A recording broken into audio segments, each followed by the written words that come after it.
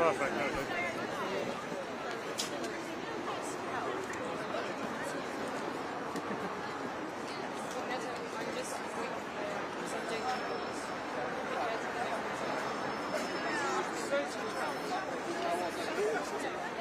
Yeah, I recognize you. I'm sorry.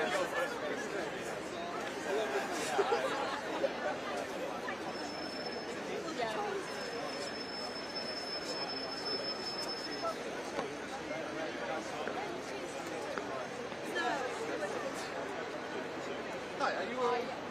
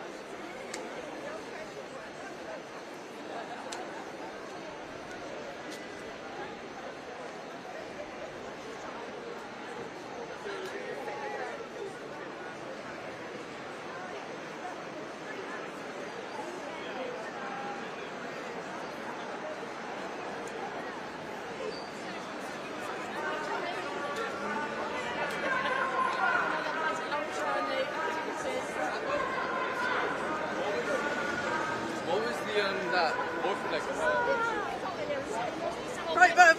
No! No!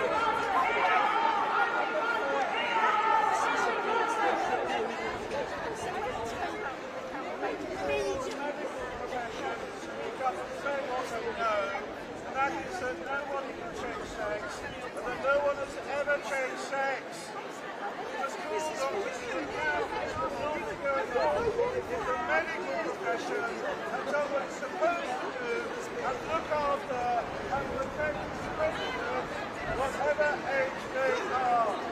Nobody can change sex. That is impossible.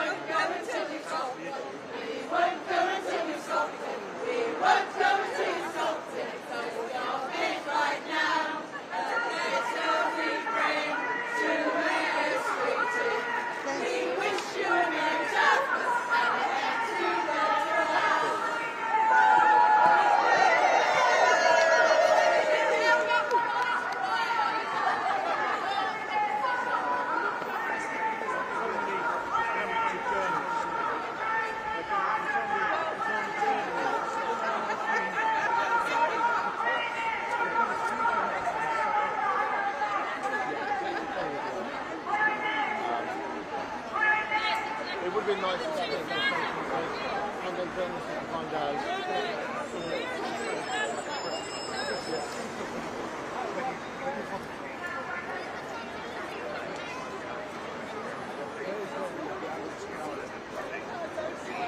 Well, I've seen certain people very recently.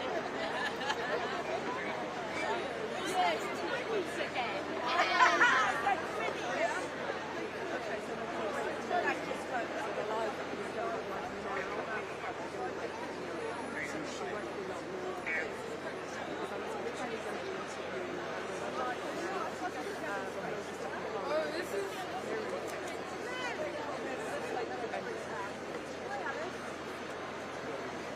No, I've just left.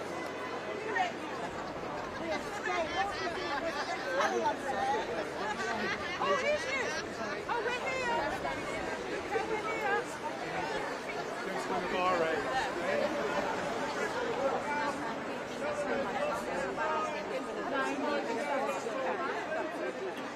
Would you mind talking to me? Oh, sorry. Exactly is, yeah.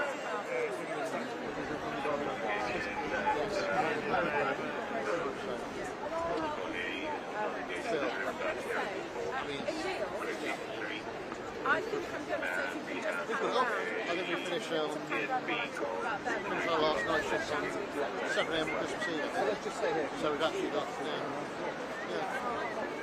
an absolutely awful posting for New Year's. Sorry, yeah.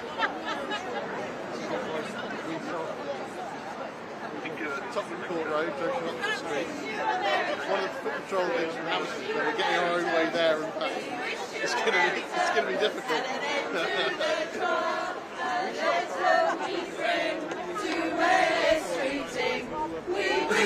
No, I'm not. darkness and an end to the trouble. We won't go till we stop it. We won't go till we stop it. We won't go till we stop it. So stop it right now. A letter we bring to West Streeting. We wish you a Merry Christmas and an end to the trial.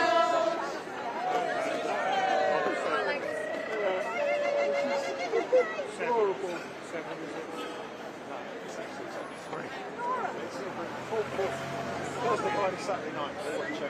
Yeah, that's right.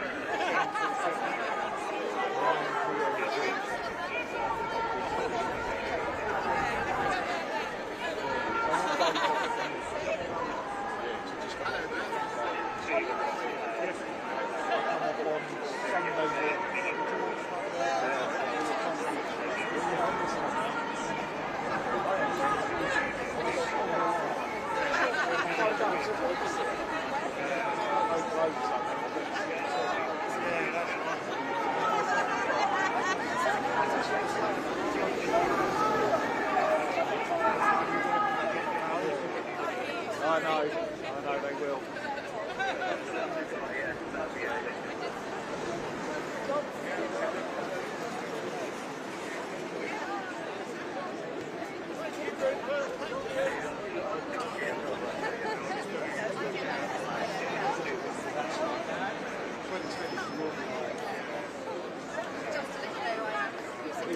Yes, good afternoon. So we have here a large protest against this new puberty blockers trial. Targeted is due to start in January of next year, and up to 200 children from age 10 upwards are costing £10.7 million to the NHS. This is an incredibly controversial. The Tavistock clinic that used to do this closed down. There's all sorts of ethical concerns and emotional who are obviously many years below the normal age of consent or anything serious. And just very peacefully protested the action due to the outside of the department opposite. We found that around. And in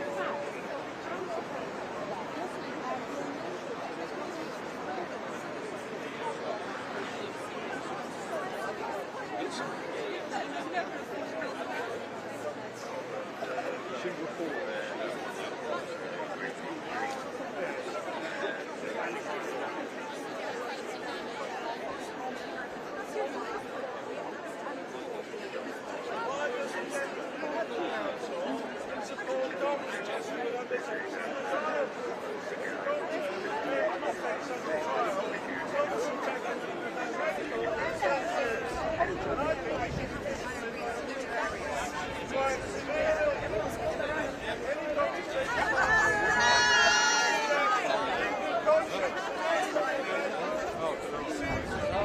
It wasn't. Sorry. It wasn't a dig. I was just wondering what was happening over there.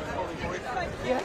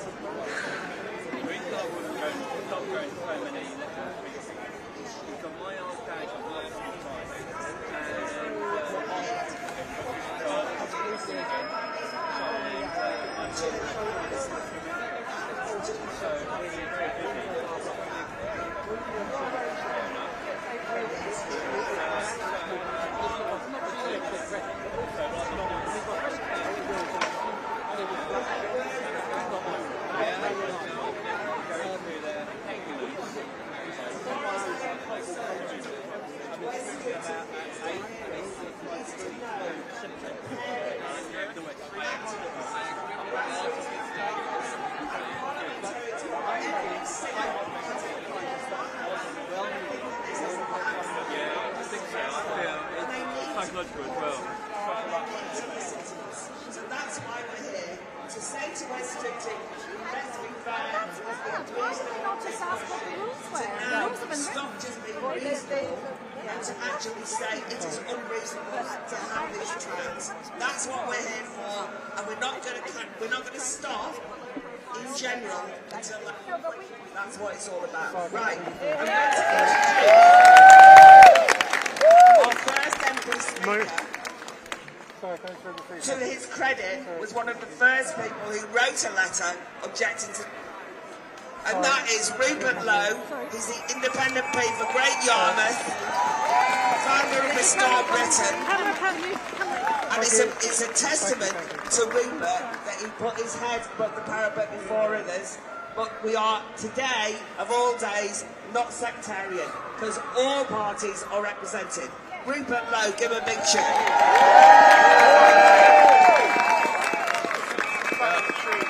Well, good afternoon, everybody.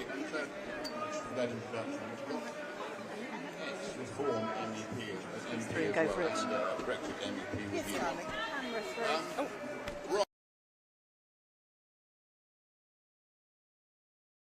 Right, can you hear me, everybody? Yeah. Right, so I'm going to say my little bit. There is a poisonous woke ideology that has torn through our public institutions. Schools, hospitals, universities, the entire NHS, who were meant to protect. It has forced life-altering medication onto confused young children. And they are confused. They are not sick, they are not diseased, and they are not broken. They're simply confused. That is all.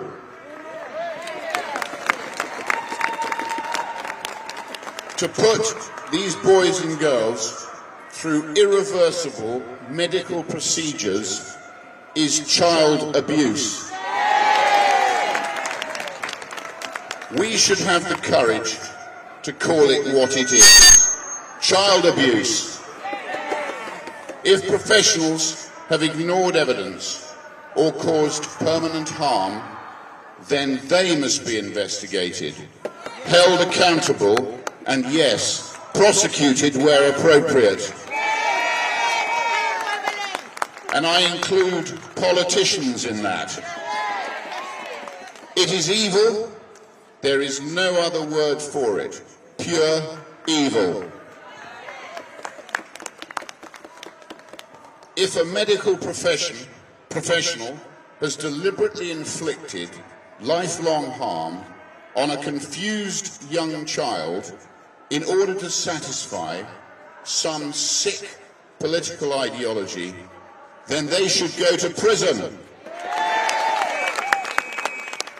We will keep the fight going in Parliament.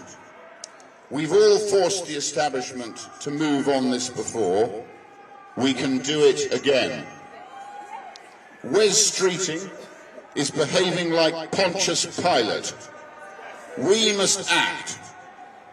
So I say to all of you, hold the line, and thank you for coming.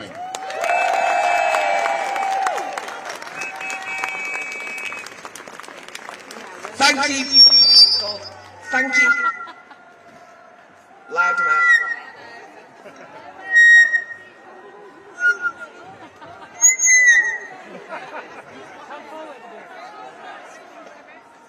Is that better? Right, okay. Actually, I did want to say that Rupert summed up what many people feel, and it shows you that whatever your politics, on this we can be united, and that's hugely important. By way of contrast, in terms of politics, I now want to ask Zoe Hollywood, who is the founder of Liberal Voice for Women, who was recently elected to the Liberal Democrat Federal Policy Committee. I can't tell you how difficult it has been for people who are Liberal Democrats. Women fighting for women are being treated like dirt by too many people in the Liberal Democrats, but more and more women are coming out, and one of the reasons for that is the work of people like Zoe. So can we give her a huge welcome, please?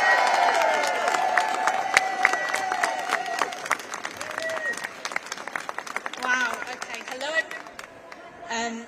Barry Ludford, one of our Lib Dem peers, sends her apologies. Okay, so today you get me, and I am pleased to speak here as Chair of Liberal Voice for Women. Now, I am a scientist, oh, God.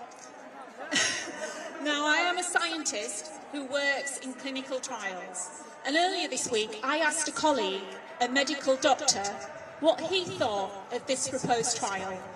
His response was blunt. He called it an unethical experiment on children that's politically driven.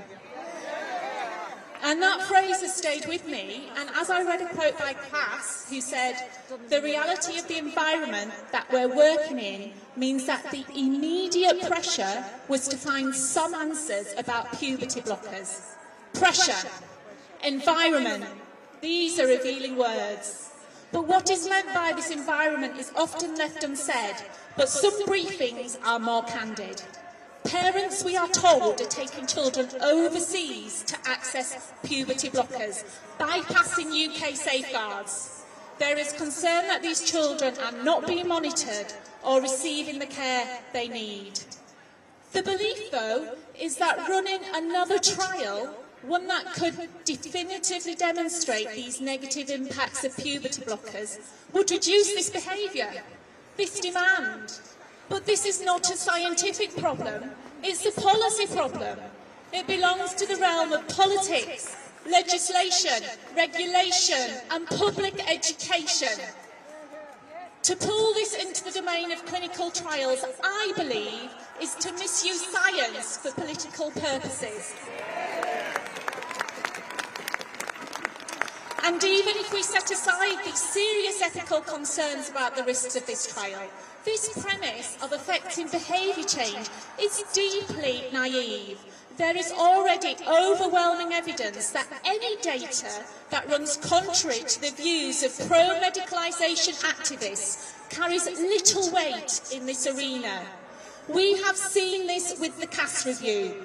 Any findings that challenge pro-medicalisation viewpoints or even aim to safeguard children are dismissed as transphobic or infantilising before they are even read. Because what is called gender medicine is not governed by the ordinary rules of medicine at all. It is anchored in belief.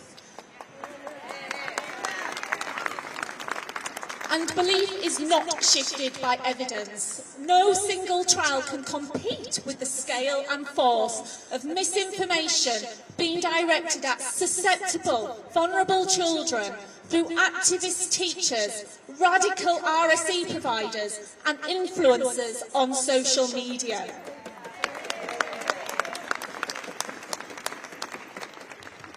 Children in distress absolutely deserve compassion, but they are being sold a fiction that their distress can be resolved by irreversibly changing, even harming their healthy bodies. A clinical trial will not correct that fiction. If the real issue is that banned drugs are being sourced overseas due to propaganda, then the answer is legislation, enforcement, and disrupting the misinformation that fuels this demand.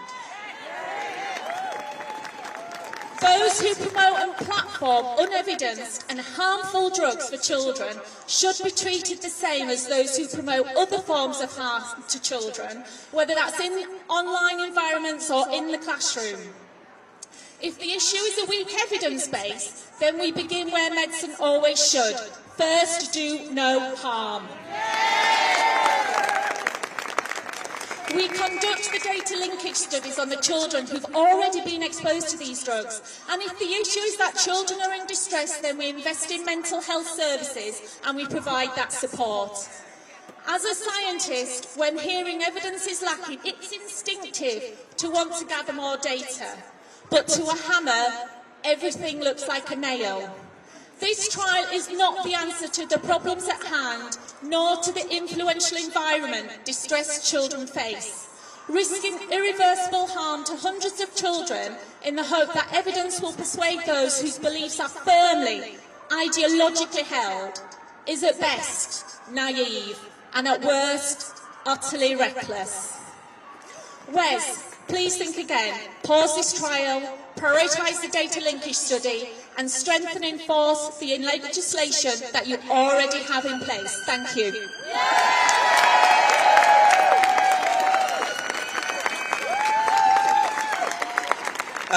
Brilliant speech, and just because it might have got missed at the beginning, it was Baroness Sarah Ludford who, for the Lib Dems, bravely speaks against the crowd, and she's not able to be here, but I think Zoe did a brilliant job of representing the Lib. I just would like to say, as a free speaker, I get completely irritated that every time the government wants to ban something, censor somebody, shut somebody up, they say, think of the children. When I then say to them, in relation to this, think of the children, they look the other way. It is so two-faced, two-tier, double standards. Our next speaker, apparently Tom Tuggenhat is somewhere in the crowd, and if he is, can he come back here, because we're waiting for you. But anyway, in the meantime, our next speaker is Layla Cunningham. Layla is a former senior Crown prosecutor who is now Councillor for Reform in Westminster City Council. God knows this woman doesn't mince her words, and we're delighted to have her here. Layla. Hello everyone. We're here today for one simple reason. Children are being used as experimental subjects in a medical trial that should never ever have been approved. 226 children on puberty blocker drugs that interfere with normal physical, neurological development for a condition that is subjective, disputed, and not a disease. That alone should stop this trial in its tracks. Now let's be absolutely clear. This is not about life-saving treatments. It's not about curing a physical illness. It's not supported by robust long-term evidence. And it is certainly not something children can give meaningful consent to. Children cannot consent, and I say this as being a child once, and I remember how foolish I was, cannot consent to risks like impaired brain development, loss of fertility, reduced bone density, and permanent sexual dysfunction. Those harms are acknowledged already. So when officials say this is about choice or care, it's simply not true. This is about adults authorising irreversible risks. Hello? That's the online safety bill shutting me up. They are the first step on a medical pathway with increasingly serious...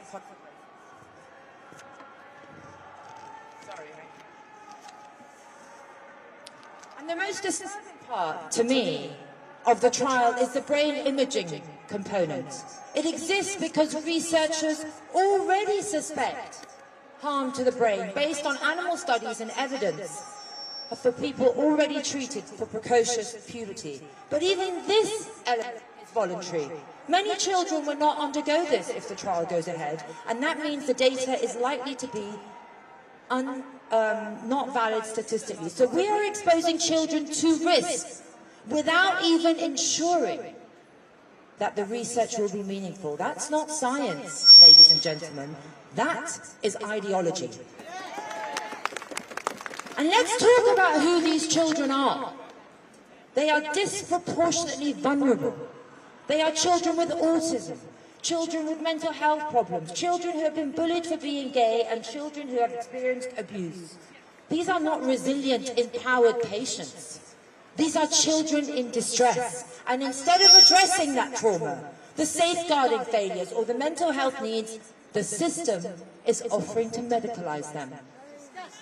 That is not compassion, that is a betrayal of their childhood. That is a betrayal of a state that is meant to look out for them. Because there is an enormous institutional pressure for the government to appear progressive, even if that means disregarding basic medical ethics.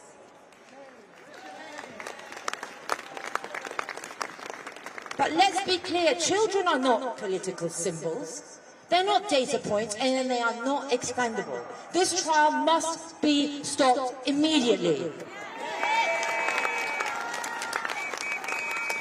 History will judge us, and will judge whoever allows this to go through on how a modern healthcare system allowed itself to experiment on vulnerable children without evidence, without safeguards, and if it wasn't for us, without accountability. And let's imagine that this horrific trial is declared a success. Is the plan to roll it out nationally? To normalise puberty blockers in the NHS? To tell parents that the science is settled, when it absolutely is not? This trial will not give us robust answers, but I'll tell you what it will give. It will give politicians just enough ambiguity to claim cover. The state has a duty to protect children from harm, even and especially when adults insist they know better. Instead, the government is choosing to appease activists. I'm going to finish soon.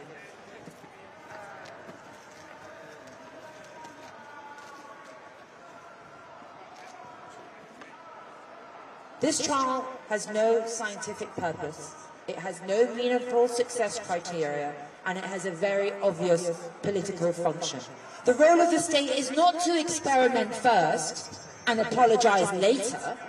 It is to not outsource safeguarding to ideology, and it is certainly not to sacrifice vulnerable children to keep political coalition intact. And we are here to say, not in our name, not on our watch, and not with our children.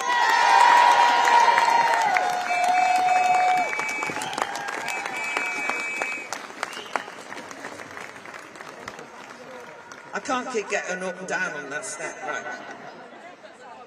That was absolutely excellent, thank you, Layla.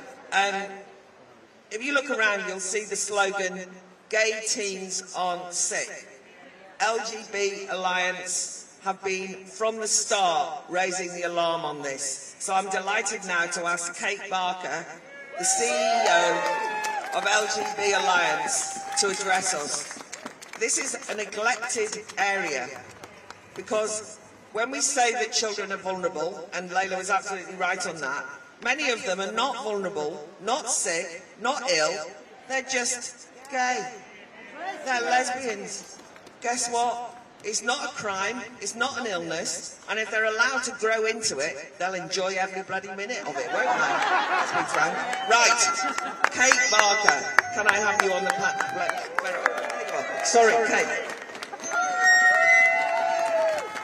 Thank you. I wonder where she's veering up to at the end there. Can I have everybody wave for Simon, who's got a gay team? Yay, brilliant, thank you. Look, it's no coincidence that there are so many people here from LGBT Alliance today. And thank you. And that is because there's a really long and ugly history of the medicalisation of homosexuality. And this trial is the latest iteration of that. That we know that at the gender clinics, most of the children would grow up to be lesbian, gay or bisexual. And I think Wes's stated discomfort around this is because he knows that. And I think he knows as well that when Kemi Badenoch labels so-called gender-affirming care as transing away the gay, I think Wes knows that she's right about that as well. And I think he should feel uncomfortable.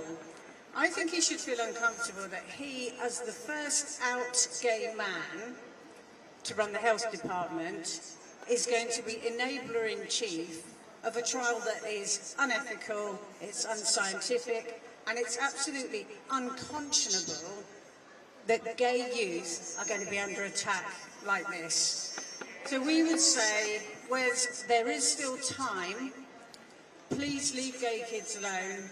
Gay teens aren't sick, and please stop the trial.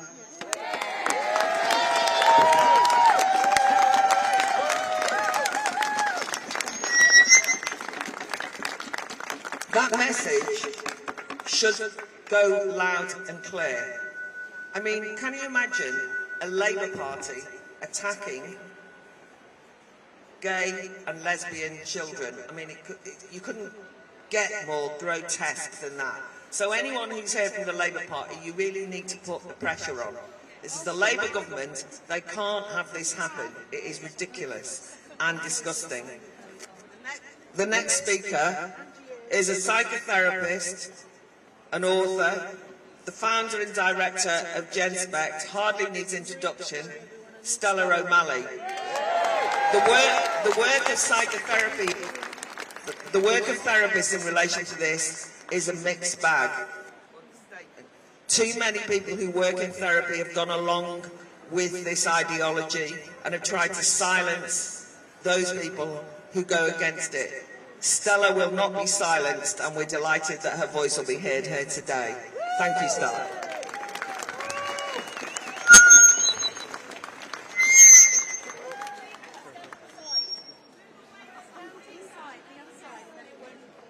Hi.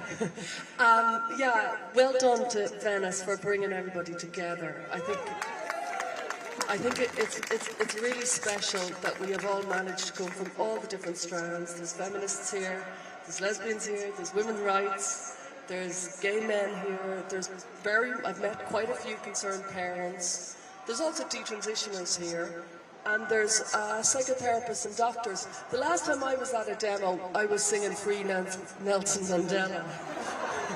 So I'm not used to this kind of world. But it's a measure of how awful this situation is that I've come over here the week before Christmas to say this trial should be stopped. Tonight, today, right now in London and in Britain, there's lost and lonely kids who are going online. They might have had a fight with their mates. They might think they're same-sex attracted. They might be autistic. One way or the other, they're not happy, which is quite common in adolescence. And they're being led down a pathway that tells them that they can be somebody different, with a different name and a different body. And it's a false promise. And it's devastating when they go far down that line and they have their puberty blocked because doctors have told them that they can be something that they can't be. And they end up in a dead end where they find, as one detransitioner said to me, I crossed the river, but I never got to the other end. I never got to the other side. And I know one detransitioner who was part of the original puberty blockers trial as such in England. You know, he said, I was drawing daisies and hearts on my consent form. You know, I was a kid, I didn't know what I was doing. And that is, of course, these are children, so they're believing what the adults are telling them. And sometimes an issue transcends everything. It transcends medicine, it transcends science, it transcends politics. This is about just doing the right thing. Wes Streeting is the man who has this mess upon his lap. And it's his job now to kind of call a halt to it. He can do something else. He can take a pivot and he can say, let's open up the data linkage trial. Let's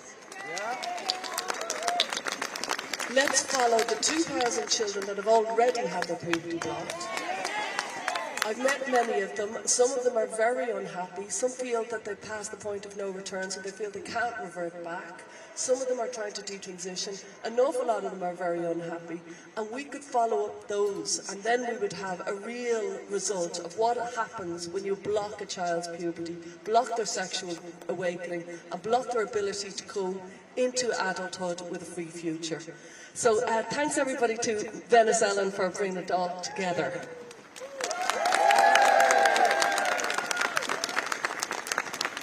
And part of this fight is a battle for hearts and minds. We still have a long way to go. We know that generationally, a lot of young people in particular have been sold this ideology as progressive and told that if they go against it, they are bigots. If you're 18, 19, 20 and somebody says, do you want to be a bigot? Luckily, lots of people go, no, I don't want to be a bigot. I'm pleased. The problem is, they mean us. They mean us when they say that. I don't know what I'm doing wrong. Anyway, right. The reason I'm saying that as a way of introducing my next speaker is because she has been somebody who's been at the forefront of talking to young people and making it clear that in fact our side are not the bigots, we're the anti-bigots. And the person that I want to introduce now is famous, important, being a voice that's changed so many hearts and minds, and that's Helen Joyce from Sex Matters.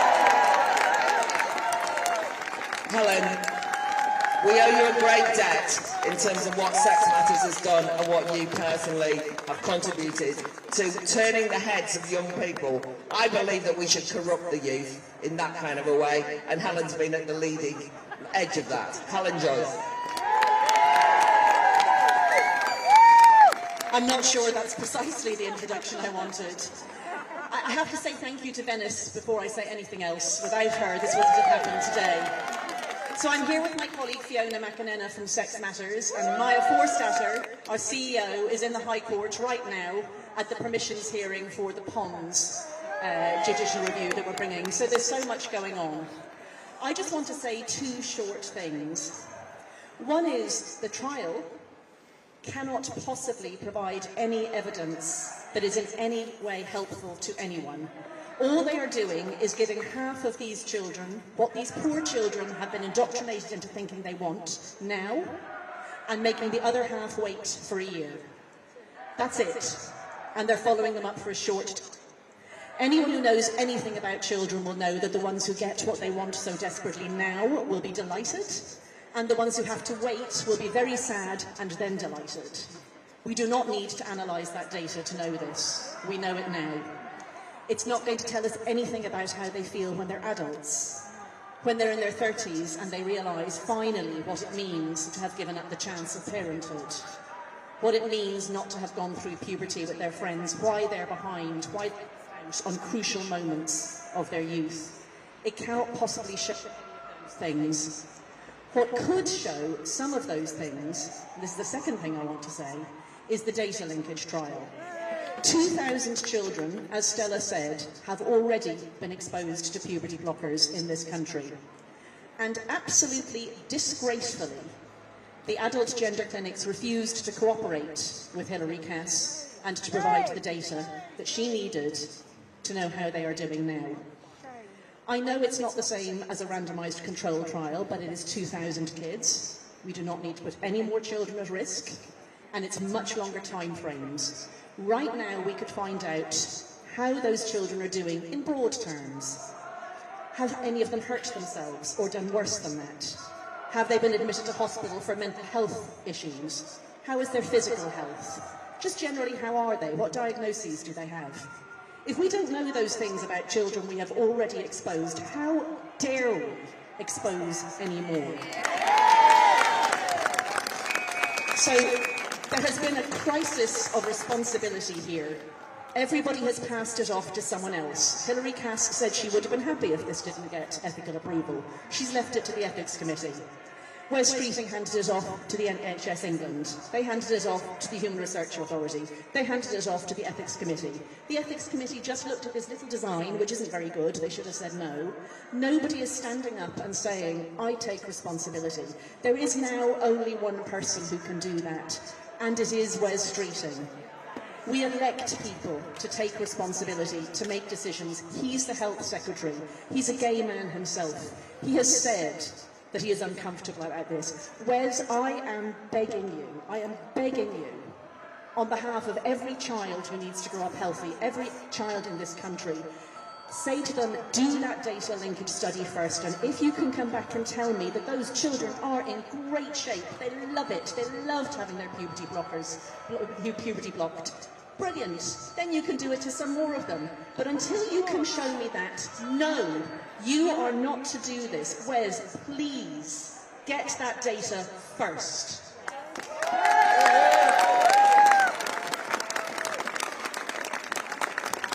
What is so disgusting, following on from what Helen has just said, is that the cast review was very important to all of us. It was a mover of the Overton window, and it seems to me such a disgrace that they're using the cast review now as an excuse to do something which actually might have been handed on by cast, actually didn't advocate it in the same way. And it just is a typical way that they gaslight us into believing that somehow, oh, we're only doing what you asked us to do, we're just implementing the cast review. And you just think, something about the two-facedness of that drives me mad. Now, is Dennis Kavanagh around? Yes, he is. Come on. Where is he? Here he is. Right. Sorry. Dennis Kavanagh is a barrister, director of the Gay Men's Network, general troublemaker, and therefore we're delighted to have him here. Dennis.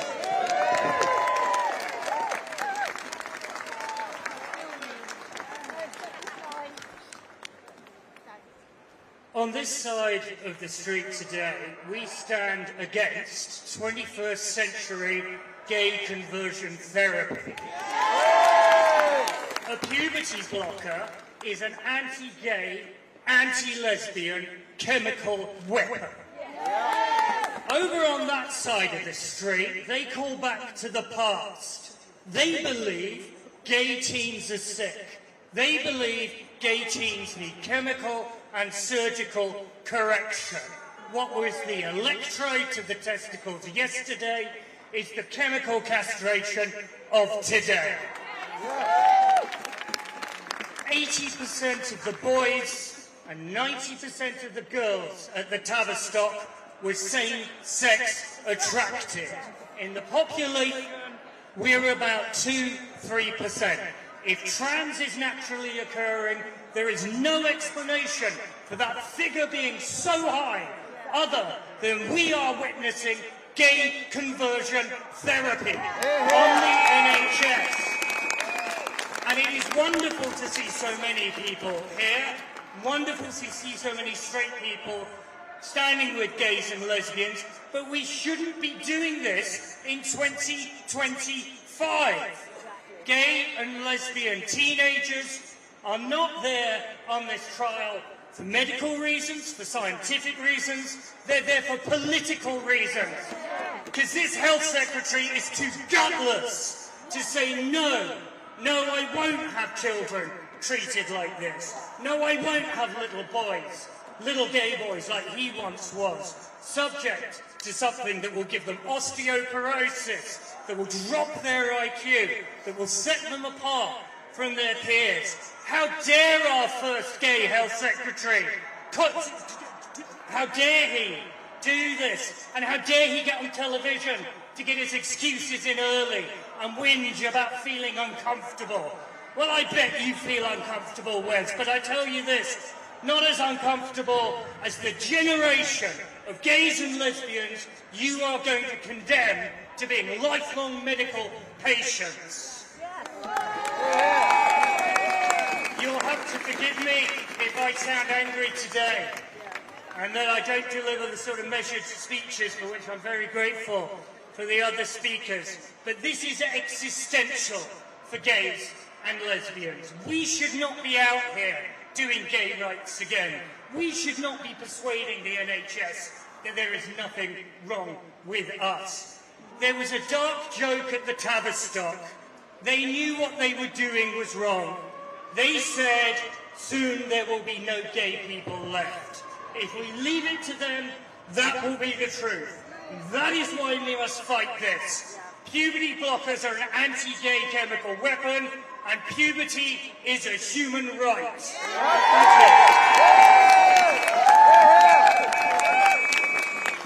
Thank you very much. Rouse housing and just what we needed. Thank you.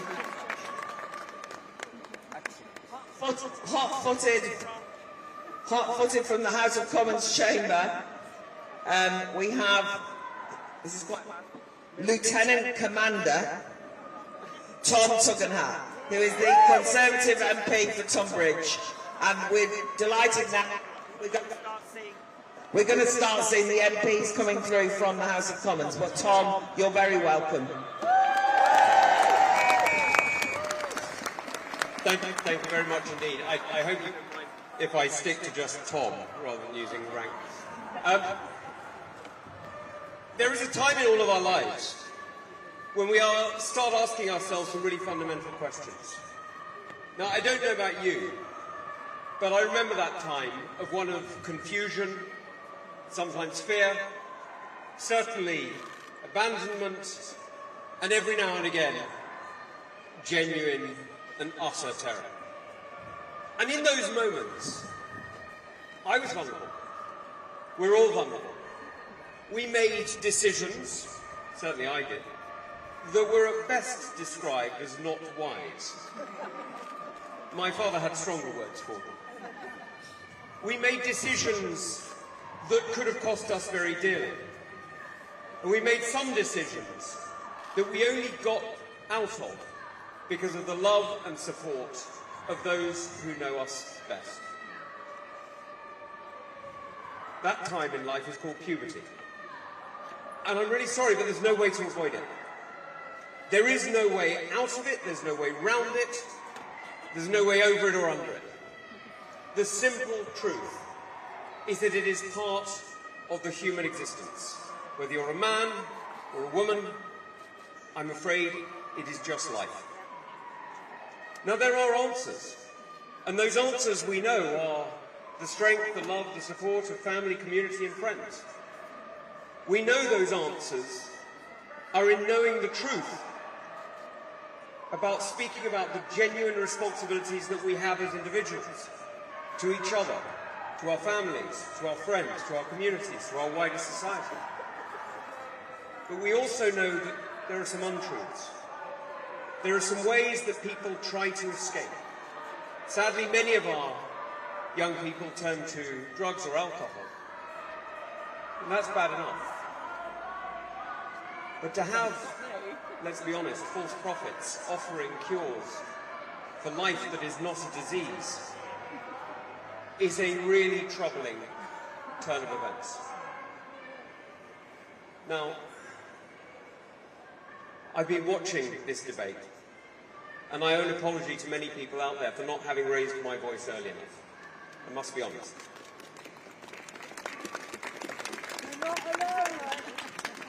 And I praise all of you who have. But frankly, if it comes to the moment where we're experimenting on 8-year-old children, and we're not willing to speak out, what are we here for?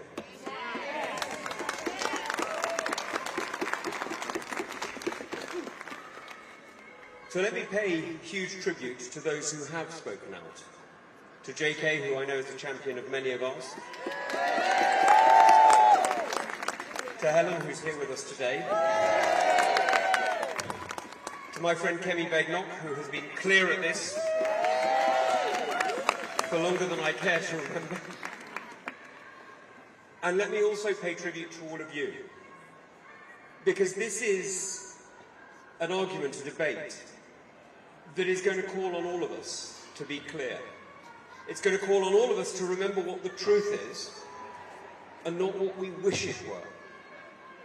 It's going to call on all of us to remind those of us who are sitting just up the road here, where I was sitting only a few minutes ago, that they do actually have a decision and they do have a responsibility. Because the truth is that we all get advice. We are all offered advice constantly by individuals, many of whom are well-meaning, but come at it with a perspective that doesn't actually have to take in everybody's view. Our job, the job of Parliament, the job of those you chose to represent you, is to listen to all those voices and to try to give them a priority, to try to give them a balance that means that decisions which are taken today can be lived with tomorrow. And the day that you are denying the life of a child, the opportunity to grow, gay or straight, male or female, the day that you are denying them the opportunity to have a normal human existence, whatever it may be, in whatever colour or shade of human life that may be, the day you are treating ordinary humanity as a medical condition to be treated, is the day that you're denying the truth, you are not prioritising those who are most in need, and you are experimenting on the most vulnerable. And that is wrong.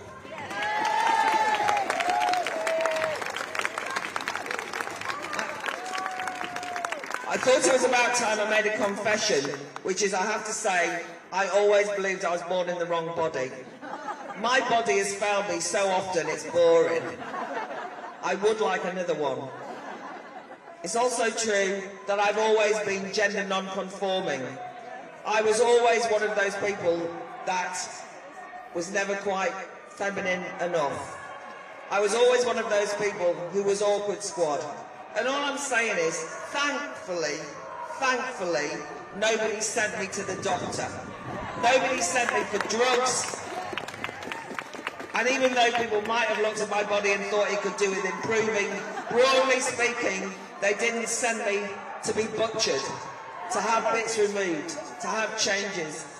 That's what's so horrifying about this. That's what we're doing, is we're confirming the deep insecurities of young people. And I do not believe there is very many young people who haven't woken up, looked in the mirror and thought, give me another body.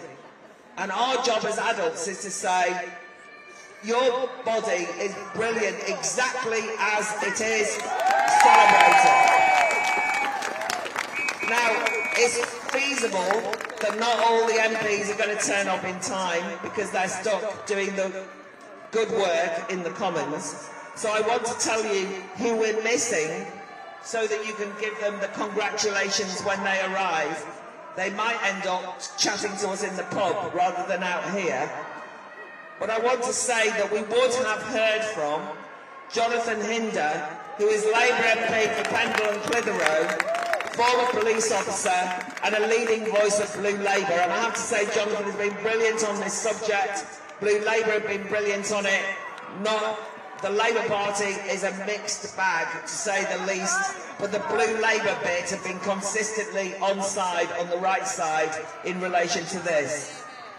We would have also heard from Iqbal Mohammed, Independent MP for Dewsbury.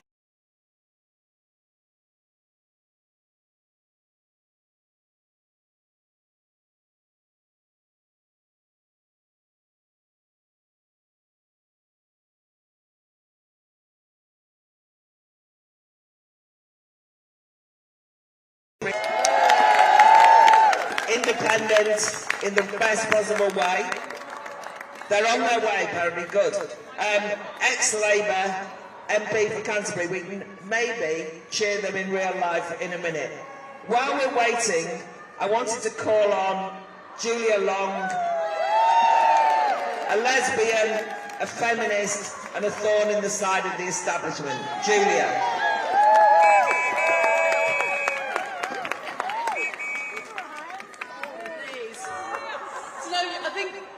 Puberty blockers. I think I need something for postmenopausal knees. Getting up on here. Everyone said some very important things today. Everyone has spoken very eloquently. I'll keep this very brief. This so-called trial is child abuse. I think that's all we need to say, because it's true.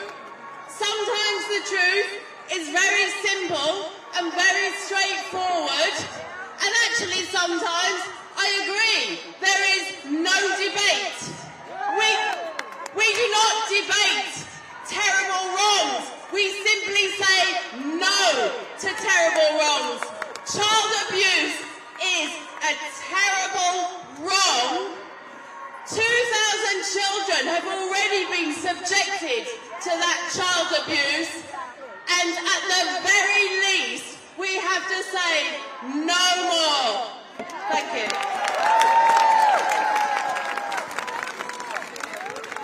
Okay, we're going to have a bit of slogan here to rival our friends opposite, our misguided friends.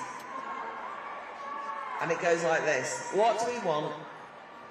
No, and stop, what is it? Stop the trials. Somebody's got to be better at this than me. When do we want it? Never. Not, right? What do we want? Stop the trials. When do we want it? Never. What do we want? Stop the trials. When do we want it? Never. What do we want? Stop the trials. When do we want it? Never. What do we want? Stop the trials. When do we want it? Never. What do we want? Stop the trials. When do we want it? Never. What do we want? Stop the trials. When do we want it? Never. What do we want? Stop the trials. When do we want it? Never. What do we want? Stop the trials. When do we want it? Never. What do we want? Stop the trials. When do we want it? Never. What do we want? Stop the trials. When do we want it? Never. What do we want? Stop the trials. When do we want it? Never. Okay, we're stopping now. We're going to chat with each other for a few minutes. Oh no, Julie got a Christmas carol. I can feel a degeneration happening, everybody. This will enter the square. Right, few of us were doing this before, right? I've got a terrible voice, so you have to sing very loud to drown it out, okay? So it's very, very simple. I'll just tell you the words, then we sing it, all right? We wish you a Merry Turfmas, etc., and an end to the trial. A letter we bring to West Streeting. We wish you a Merry Turfmas and an end to the trial. And we won't go until we've stopped it. All right, you'll pick it up, it's very easy. Oh, we've got someone with a good voice here. We've got four, haven't we? All right. Where's Jules? Oh, Jules got a good voice. Well, come on, join in everyone. Right. We wish you a Merry Turfmas. We wish you a Merry Turfmas. We wish you a Merry Turfmas and an end to the trial. A letter we bring to West Streeting. We wish you a Merry Turfmas and an end to the trial. And we won't go until we stopped it. We won't go until we stopped it. We won't go until we stopped it. So stop it right now. A letter we bring to West Streeting. We wish you a Merry Turfmas and an end to the trial. And again. We wish you a Merry Turfmas. We wish you a Merry Turfmas. We wish you a Merry Turfmas and an end to the trial. A letter we bring to West Streeting. We wish you a Merry Turfmas and an end to the trial. And we won't go until we stopped it. We won't go until we stopped it. We won't go until we stopped it. So stop it right now. Merry Turfmas, everyone. Thank you. Right, ladies and gentlemen, thank you all so much for coming today. I just wanted to say a few brief words. Life isn't easy. Life can proper suck at times, and especially during puberty. There are so many things that you need to work out. Your body's changing, your brain is developing, and there is a reason why puberty is called growing pains. Because it hurts. And for some people it hurts to the point where they're like, please can we end this pain? And there are gender clinics that say, we can do that for you. Now when you walk into a gender clinic, there are no posters or banners that say, ask us about detransition. Because they are only interested in putting you on that transition train. Just the other day, I interviewed a gay guy, he's 33. He was put on estrogen and androgen blockers. And the point here is, obviously he wasn't a teenager who went on blockers. It's to show that even adults make these mistakes. If adults regret these decisions, then children are going to make these decisions badly even more. And this particular man had trauma, he'd been sexually assaulted, he had an eating disorder. None of this was taken into account. He had 2 appointments at the Sandyfoot Clinic. These clinics don't look at these adults and they don't look at the children as people. They look at them as hormone levels. They look at them as trans. They look at them through the lens of gender, which collapses everyone into nothing but a feeling. We need to get back to looking at them as people. Little human beings that have stories, that have situations, that have circumstances that need to be understood so they can grow up to be full-grown adults with healthy, functioning bodies. Life is hard enough as it is. Let them grow up. Stop the trial!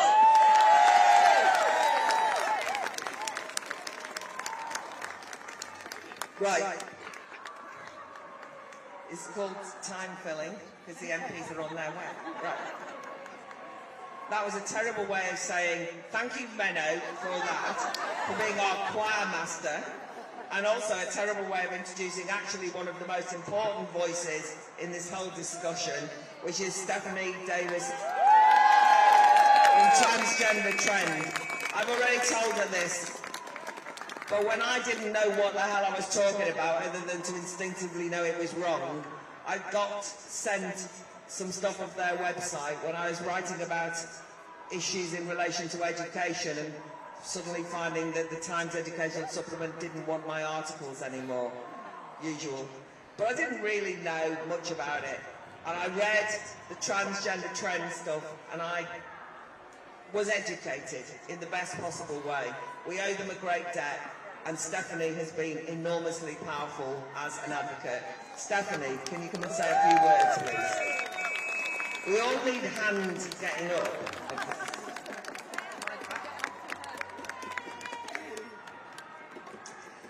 I'm so thrilled to see so many people here today. We started on this journey 10 years ago, and here we are. I want to make a really simple point, which is that puberty is not an option. We should never have taught children in schools that it is. To become an adult human being involves going through puberty. It's a tough time, we know it is.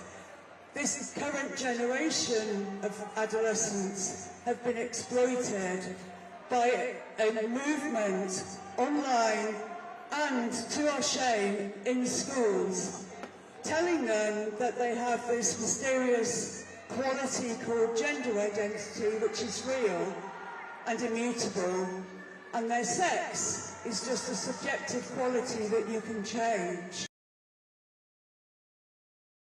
True. Children have been sold a lie, and the most damaging lie you could think of to tell to children growing up and struggling lie to tell to children. Puberty blockers are a life sentence. Children are being asked to make a decision about adulthood. It's one way that we have begun to adultify children and treat them as adults. In fact, the way we're treating them by asking them to give consent to have their puberty blocked is a form of emotional abuse. It's one definition of emotional abuse when you're asking children to do something which is beyond their developmental capabilities. These are children. We must stop damaging more of them. We must stop the trial.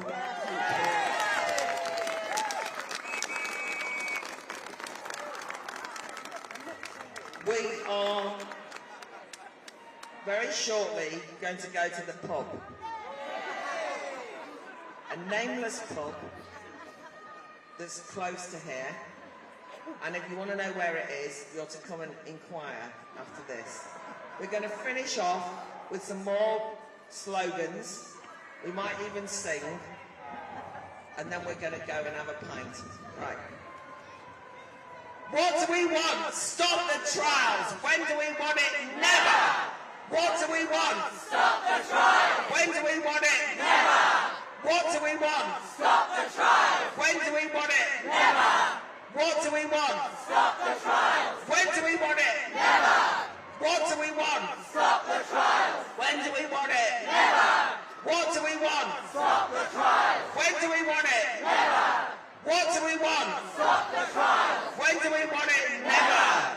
What do we want? Stop the trials. When do we want it? Never. Where's Streeting? You have to listen to this. Menno, don't go anywhere. You're about to lead the singing. Come back over here. Honestly, these men won't do what they're told, will they? Menno, come over here and lead the singing.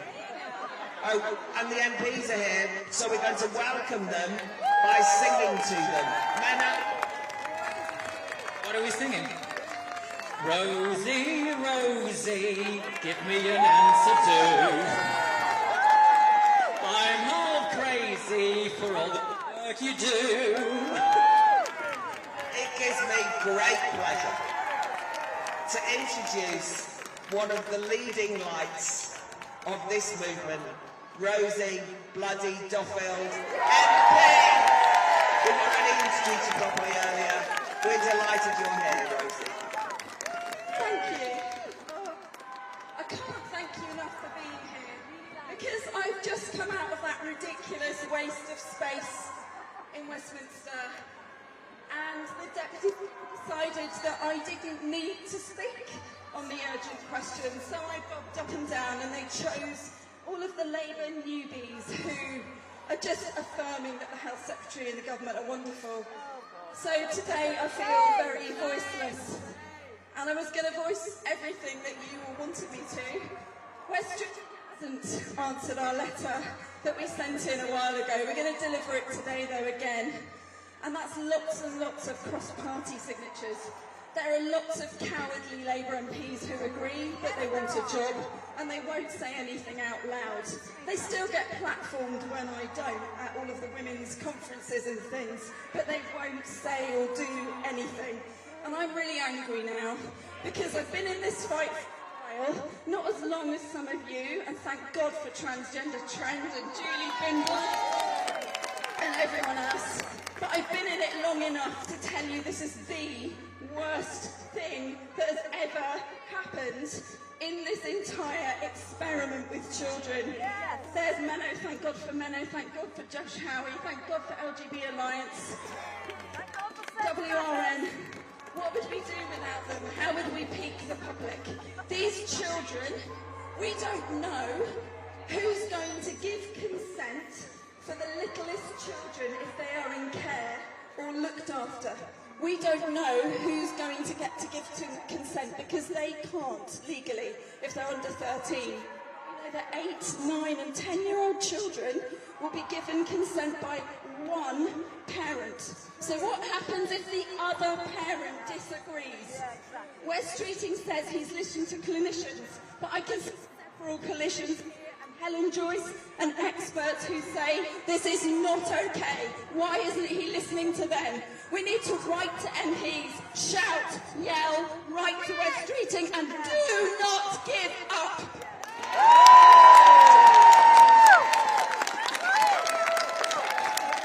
Menno, lead the singing on our Christmas song, please.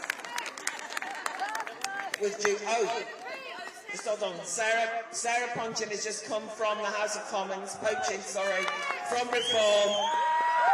I'm not going to try and get up there, Sarah. You say your bit.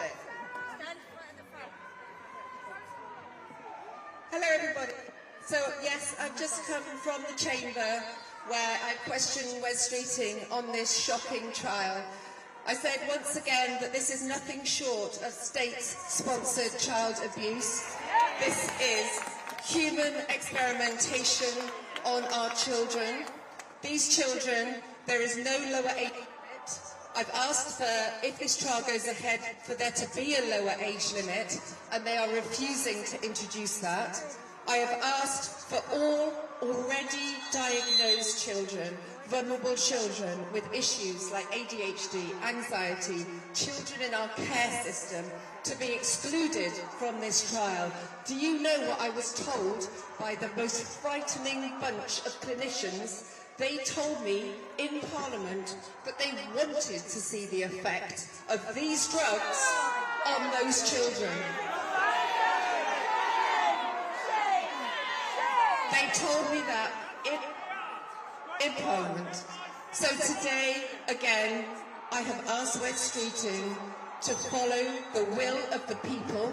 He is an elected politician, and we are elected to represent you and introduce and affect your will. He's acting against the will of the people. There is a survey out today by Transgender Trend which proves clearly that people are against this trial. This has to stop. We have 2,000 children and young people. We have the data from their experiences on puberty blockers. And do you know what? We're told we cannot access this data. This data is not being released. I've just asked Wes Streeting about 10 minutes ago to introduce statutory legislation which he can do to access that data. This trial does not need to go ahead. We have to stop this trial. I believe in the end he will have to back down. So let's keep fighting. We are protecting those young children. I'm a mother myself, and the thought of my children going through something horrendous like this is frightening. So we need to stay strong, and people like me, people like Rosie, this is a cross-party movement now. That is so powerful. We will carry on fighting this on your behalf and on behalf of vulnerable children. Thanks very much. I think that point about cross-party, that point about cross-party is so important. Rosie made the point that she was very frustrated she wasn't taken, her voice wasn't heard. That's not true. Rosie, your voice has been the voice that led this movement. You can't think that what you do, what you say, what you are denied saying in the Commons isn't important, because actually the fact that they don't take you to speak says so much so loudly. It is also the case that what happens in Parliament matters, but it doesn't matter half as much as what happens outside of Parliament. In the end, Parliament is accountable to the public. They are elected politicians. I'm not. But they are. They're MPs and they represent the public of this country. And as some people have said, how dare they? How dare they experiment on the children of members of the public? What for? For no good scientific outcome whatsoever. So, somebody's shouting at me from behind and we can't hear you, so it doesn't make any difference. What we're now going to do, because we are having a couple more MPs, sorry, who are on their way, so I just want to keep going. So I now am asking Menno to officially be the choir master again and lead the singing. Yeah. No, you're not getting paid. No, your agent hasn't been informed. Get up here. Right. I'm trying to get some work here. Right. Julia, are we doing the same thing? Yes. You trying to suggest I haven't got a lovely voice? Honestly, I hope there's some bloody Britain's Got Talent scouts in the I expect my life to take a whole different direction after this. Claire's just jealous of my lovely soprano, you know. It's beautiful. Oh no, don't. It'll go to my head. Right. So we've got the words now, yeah? We wish you a Merry Turfmas. We wish you a Merry Turfmas. We wish you a Merry Turfmas and an end to the trial. With letter we bring to Wes Streeting. We wish you a Merry Turfmas and an end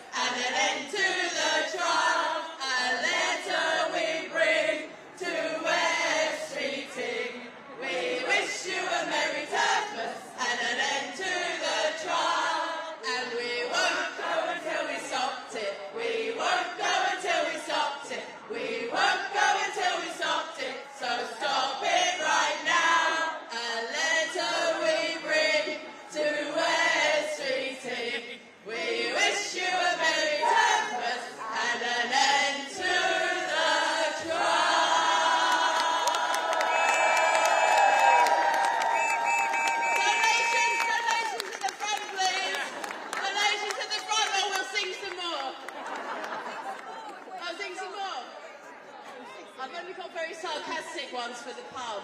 That'll offend everyone, no. What else can we do? Young man, why'd you think that you passed? I said, young man, have you been smoking grass? I said, young man, you're in your own sex class and you'll never be a woman. Young man, so you're wearing a dress? I said, young man, but we aren't impressed. I said, young man, everybody can guess that you'll never be a woman. I guess it must be that Y chromosome. Can't get away from that Y chromosome. It's in every cell, it's in your DNA, and you can't make it go away. We have an MP, ladies and gentlemen. More in the pub. We are going to the pub straight after this. It's not like he's a celebrity or anything, but we're delighted that Jonathan Hinder, Labour MP for Pendle Clitheroe and leading New Labour, is here to join us. John. Hello everyone, thank you for coming, and I'm so sorry I'm late, but when I had my opportunity to say my piece in the House of Commons this afternoon, I was not going to miss it. I may have been called a disgrace by other Labour MPs sat behind me as I sat down. But we all know that whether this gets through Parliament with political support, we know the public does not support this. So I won't go on, but what I want you to go away with today, when you go home, back to your communities, wherever they are, we need to keep this on the agenda, because I have had the experience of talking to family, friends, former colleagues who had not heard about this. They have no idea that this is happening. And when you speak to the ordinary man and woman on the street, they go, what? Sorry, what? And this is state sanctioned. It's not behind closed doors. It's not like Tavistock. This is out in the open. So we need to get out there and tell people of all political persuasions and none what is going on. That is the only way we are going to stop this. Keep fighting, go out there, spread the word, and we will stop this. Right. Rosie is going to lead us. We're going to hand in the letter signed by people from every single political party represented in the House of Commons and the House of Lords. The Department of Health is opposite us. We are going to walk past some people who are less sympathetic to our cause than we might want them to. But we're going to do it. We're going to do that before we go to the pub for the pint. So Rosie, can you lead? No, all of the MPs, Rosie, all I'm saying is you lead them. Any MP or politician can go with Rosie, and we are all going to follow. But can I just say, thanks again to Venice. Can I give a shout out to the Darlington Nurses Union? And can I say, this is one step on a long road, but we are walking all the way to the end of that road. You've been brilliant. Singing, not bad. Spirit, 110%. Fabulous, as they say. Thanks, everyone. We're off. Yeah. I'm the gobby one. All right. See you at the Department of Health across the road. Wait for Rosie to lead the way with the MPs with her. John, Sarah.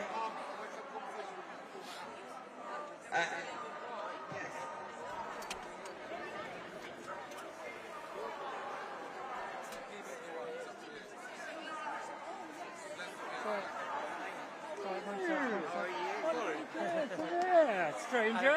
I just saw the picture of you. I didn't get to see that.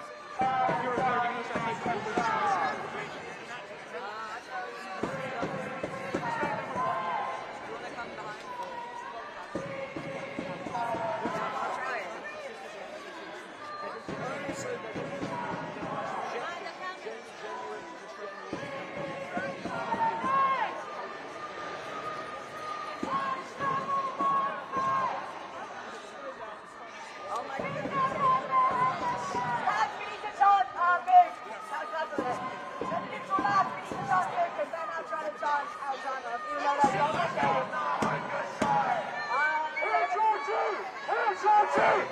the counter and for free! HRT! HRT! Over the counter and for free! Over the counter and for free! HRT! Over the counter and for free!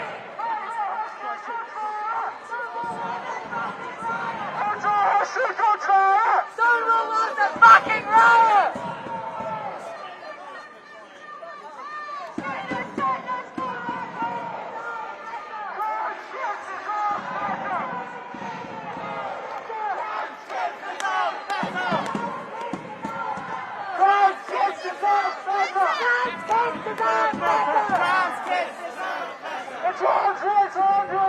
What do we do? Stand up, fight back! Trans rights are under attack! What do we do? Stand up, fight back! Trans rights are under attack! What do we do? Stand up, fight back!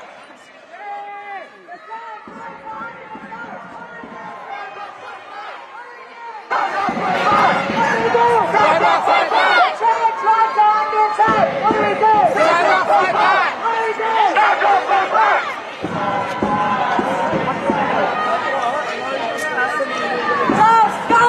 Off our streets! Stop scum! Off our streets! Stop scum! Off our streets! Stop scum! Off our streets! Fascist scum! Off our streets! Fascist scum! Off our streets! Fascist scum! Off our streets! Stop scum! Off our streets! Stop scum! Off our streets! Stop scum! Off our streets! Fascist scum! Off our streets! Fascist scum! Off our streets!